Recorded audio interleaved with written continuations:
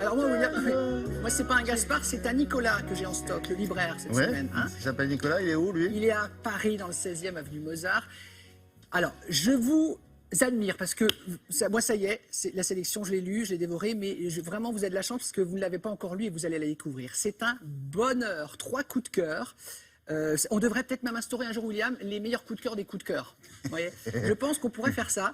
Et il gagnerait haut la main, Nicolas. Alors vous allez avoir 2 romans et un polar extraordinaire. À chaque fois, il nous surprend. Il y aura un auteur indonésien. Il faudrait que spontanément, on ne serait peut-être pas allé vers un auteur indonésien parce qu'on ne connaît pas.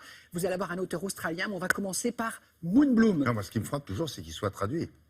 Ah bah oui. Ah, oui, non, Oui. mais c'est parce que c'est plutôt bon en général quand même, évidemment. On va commencer par Moonbloom d'Edward Lewis Wallant, édition du Sous-sol. On a connu la comédie humaine de Balzac, évidemment. Là, c'est une autre comédie humaine qu'on va vous proposer dans le New York des années 50. C'est vraiment génial. Regardez ce que vous en dit Nicolas.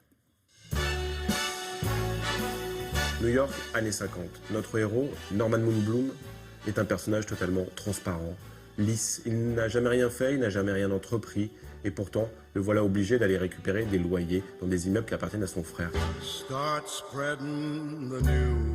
Il n'a jamais rien demandé, ça ne l'intéresse pas du tout, mais voilà. Toutes les semaines, il est obligé d'aller toquer à la porte pour récupérer le loyer. Et derrière chaque porte, il y a une histoire. Et chaque histoire va nourrir notre héros et en faire quelqu'un, à la fin, de totalement différent.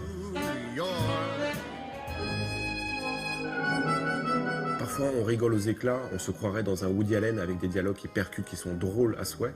Et d'autres fois, on a l'impression d'être dans une véritable tragédie antique avec des histoires familiales terribles.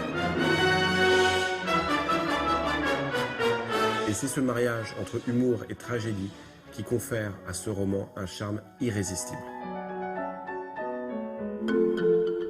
Mon deuxième coup de cœur, à mes yeux un pur chef-d'œuvre, Le Monde des Hommes de Pramedia Ananta Tower aux éditions Zulma. Je vous emmène à l'autre bout du monde, sur l'île de Java à la fin du 19e siècle, pendant la colonisation hollandaise.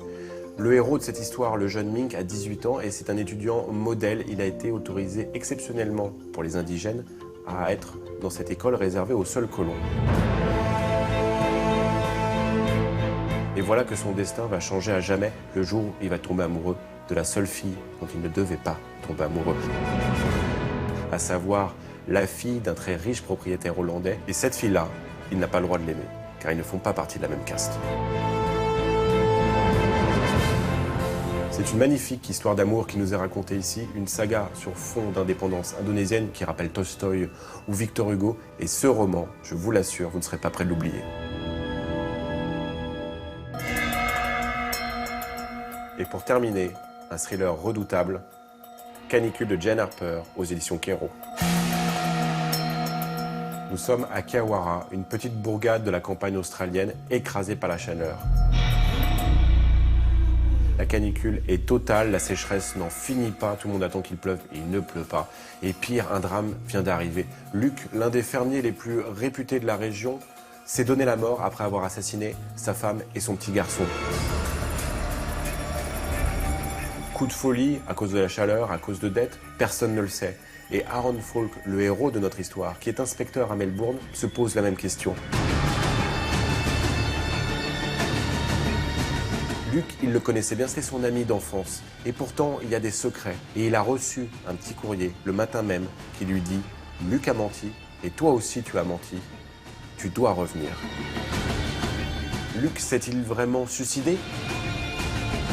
Quel secret partageait-il avec Aaron? C'est ce que vous découvrirez dans ce thriller asphyxiant et suffocant, car plus la température monte et plus la folie des hommes s'accroît et plus le mystère s'épaissit. Bonne lecture à tous. Très bien, voilà donc la sélection des libraires de Télématin. Merci, monsieur Thévenot. Il vous en prie. Il vous en prie, il est très